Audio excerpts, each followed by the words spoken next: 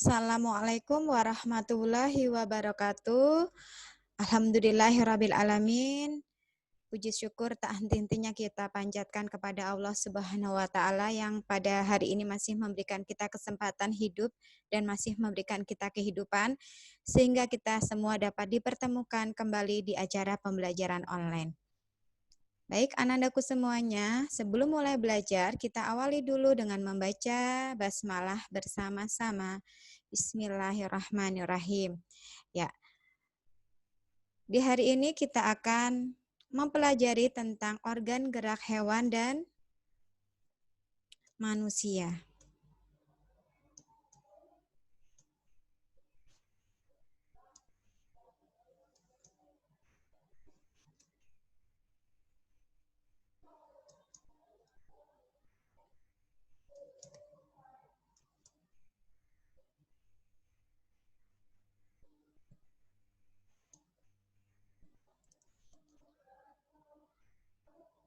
Ya, tujuan pembelajaran adalah memahami alat gerak dan fungsinya pada hewan dan manusia. Kemudian nanti kalian diharapkan dapat menentukan pokok pikiran dalam teks lisan dan tulisan.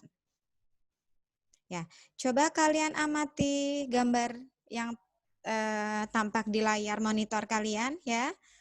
Coba sebelum Ibu melanjutkan ke materi yang lebih lanjut, di sini ada gambar beberapa anak sedang bermain, berlari-lari di taman, kemudian juga ada hewan kupu-kupu, ada kambing, ada ayam, ada bebek di sini ya. Nah, coba kalian amati, masing-masing makhluk hidup tersebut sedang bergerak dan mereka menggunakan organ gerak yang berbeda-beda ya. Burung menggunakan sayap untuk bisa terbang, untuk bisa bergerak. Kemudian manusia menggunakan kaki. Kambing juga menggunakan kaki. Ya, itu yang akan kita pelajari di hari ini. Organ gerak hewan dan manusia. Salah satu ciri dari makhluk hidup adalah bergerak. Ya, bergerak adalah salah satu ciri dari makhluk hidup. Ciri yang lainnya sudah kalian pelajari di kelas yang sebelumnya ya, yaitu bernafas, berkembang biak, tumbuh, memerlukan makanan dan minuman. Secara umum, gerak dapat diartikan berpindah tempat atau perubahan posisi sebagian atau seluruh bagian dari tubuh. Ya. Kemudian, apa sih alat gerak hewan dan manusia?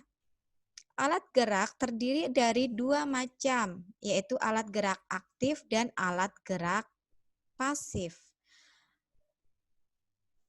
Alat gerak aktif itu disebut otot. Kenapa? Karena dapat bergerak dengan sendirinya tanpa bantuan organ yang lain. Ya, itulah kenapa otot disebut sebagai alat gerak aktif. Alat gerak pasif yaitu tulang. Karena tanpa gerakan otot, tulang tidak dapat melakukan gerakan. Jadi, kenapa tulang disebut alat gerak pasif? Karena tanpa gerakan otot, tulang tidak dapat melakukan gerakan. Nah, kerjasama antara kedua alat gerak tersebut membentuk suatu sistem yang disebut sistem gerak. Otot disebut alat gerak aktif karena otot memiliki suatu senyawa kimia yang dapat membuatnya bergerak.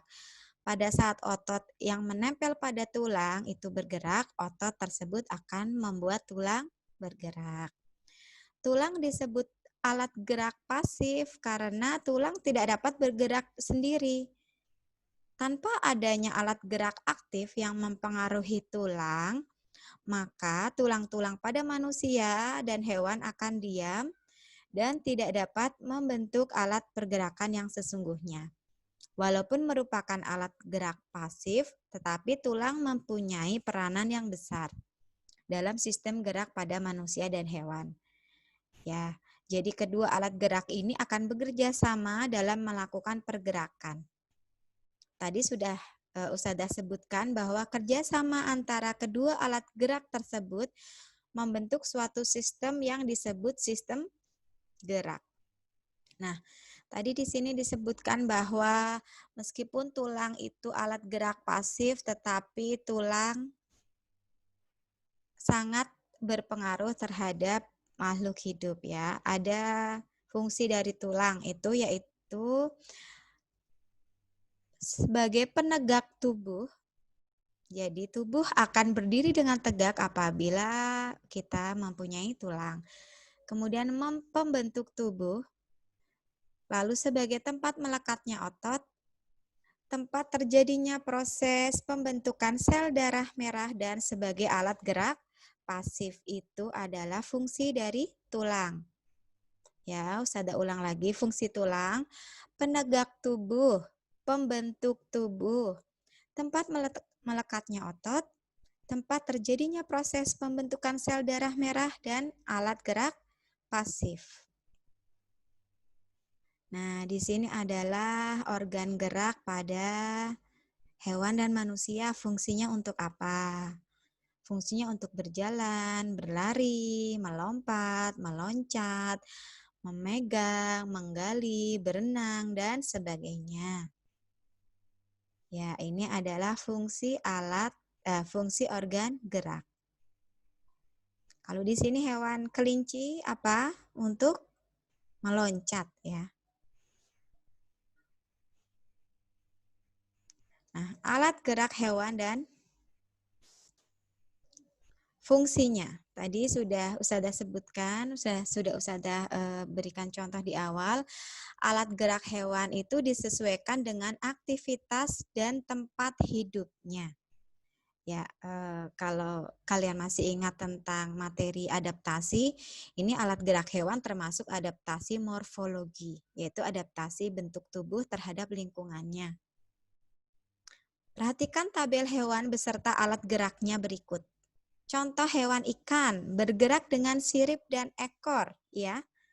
Fungsinya untuk berenang. Kemudian amfibi, itu katak, contohnya bergerak dengan kaki, fungsinya berjalan, melompat, dan berenang. Kemudian reptil. Reptil contohnya cicak, buaya ya, itu bergerak dengan kaki. Ular juga reptil. Ular, cacing itu bergerak dengan otot perut. Kemudian penyu bergerak dengan kaki. Fungsinya untuk berjalan, merayap, memanjat, dan berenang. Kemudian burung. Burung bergerak dengan sayap. Ya, lalu fungsinya untuk berjalan, berlari, kemudian kaki. Pada burung unta bergerak dengan kaki.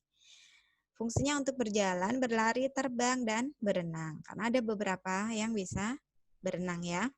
Kemudian mamalia, contohnya itu kerbau, sapi, kuda, kucing. Itu bergerak dengan kaki. Kemudian untuk mamalia yang hidup di air, paus dan lumba-lumba bergerak dengan sirip. Fungsinya untuk berjalan, berlari, melompat, dan berenang.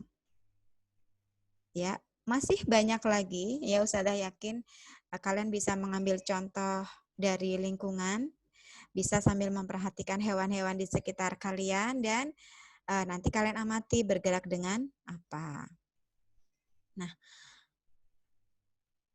ya, itu tadi adalah organ gerak hewan dan manusia. Untuk tumbuhan bagaimana Ustazah?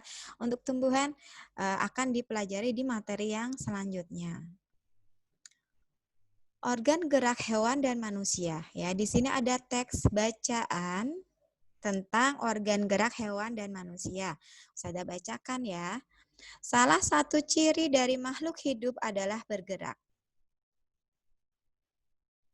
Secara umum, gerak dapat diartikan berpindah tempat atau perubahan posisi sebagian atau seluruh bagian dari tubuh.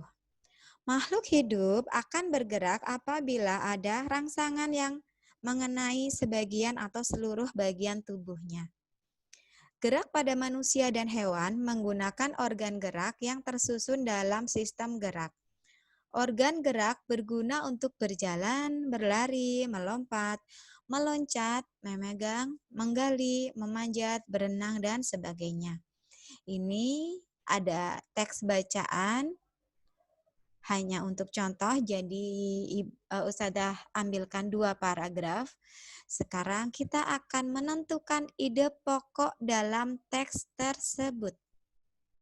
Nah, sebelum kita menentukan ide pokok, apa sih pengertian dari ide pokok? Ya, pengertiannya adalah, nah, ide pokok itu merupakan inti atau gagasan dasar, ya. Inti atau gagasan dasar suatu paragraf, itu ide pokok. Ide pokok dalam teks sering juga disebut pokok pikiran atau gagasan utama karena berisi gagasan dasar penulis. Tadi pengertian dari ide pokok, jadi mungkin dalam buku lain disebutkan pokok pikiran atau gagasan utama itu adalah kata lain dari ide pokok, yaitu inti atau gagasan dasar suatu paragraf. Ya, bagaimana cara kita menentukan ide pokok? Bacalah teks dengan seksama secara keseluruhan. Seksama itu maksudnya secara teliti, ya. Kemudian dibaca per kalimatnya itu diperhatikan. Yang kedua, carilah kalimat utama dari teks tersebut. Ide pokok biasanya dijumpai pada kalimat utama. Nah, berarti sebelum kita mengetahui ide pokok suatu teks, apa yang harus kita cari? Iya, yang harus kita cari adalah kalimat utama. Nah, kalimat utama apa sih? Ya, kita akan mempelajari dulu pengertian dari kalimat utama. Ya, nanti kita kembali ke teks yang terdiri dari 2 paragraf tersebut, lalu kita cari ide pokoknya apa. Ya. Kalimat utama adalah kalimat yang berisi pokok pikiran.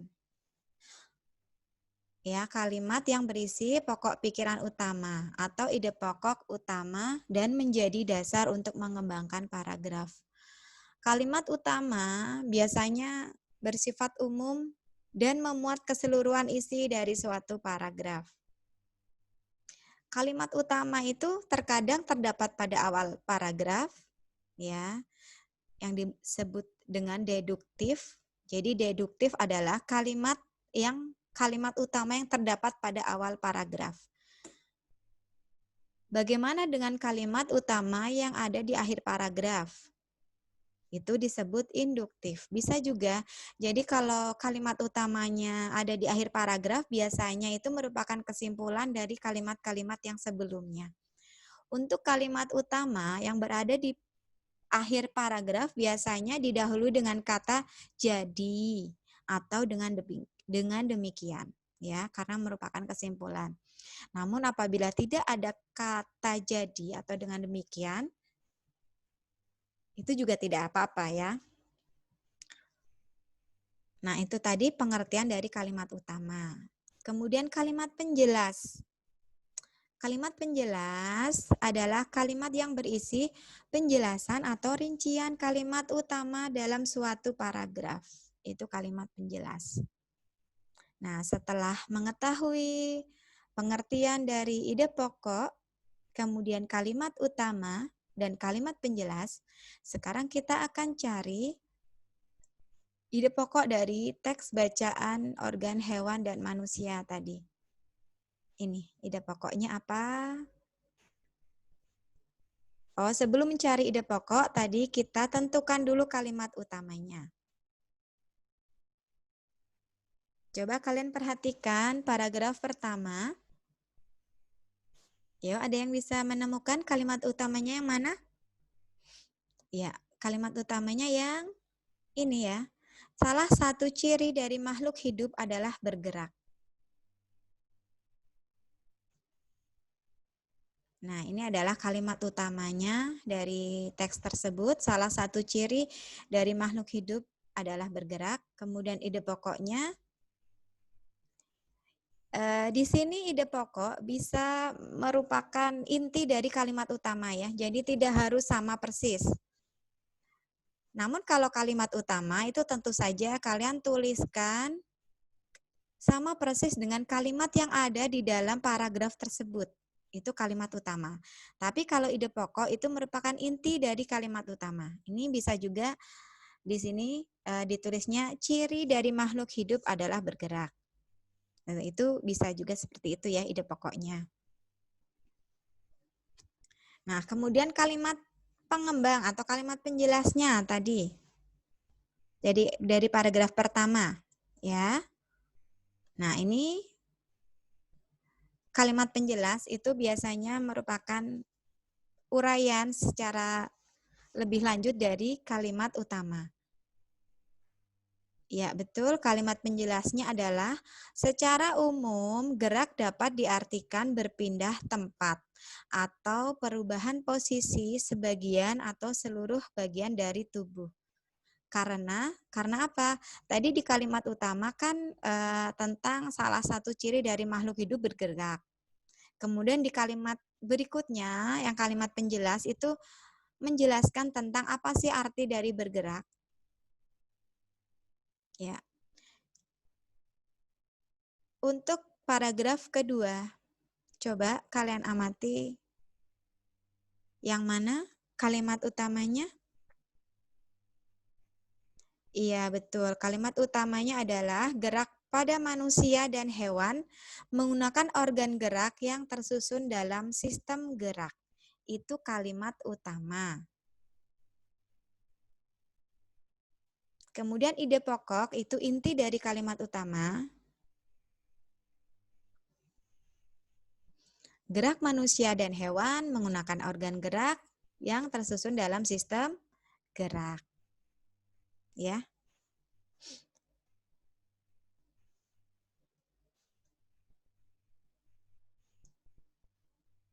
Jadi cara untuk menentukan ide pokok tadi, satu, bacalah teks dengan seksama, kemudian diawali dulu dengan mencari kalimat utama dari teks tersebut.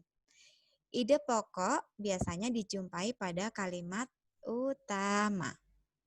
Nah, ini Ustazah ulang lagi, kalimat utama bisa di awal paragraf, di akhir paragraf, dan bisa juga di keduanya. Itu disebut paragraf campuran.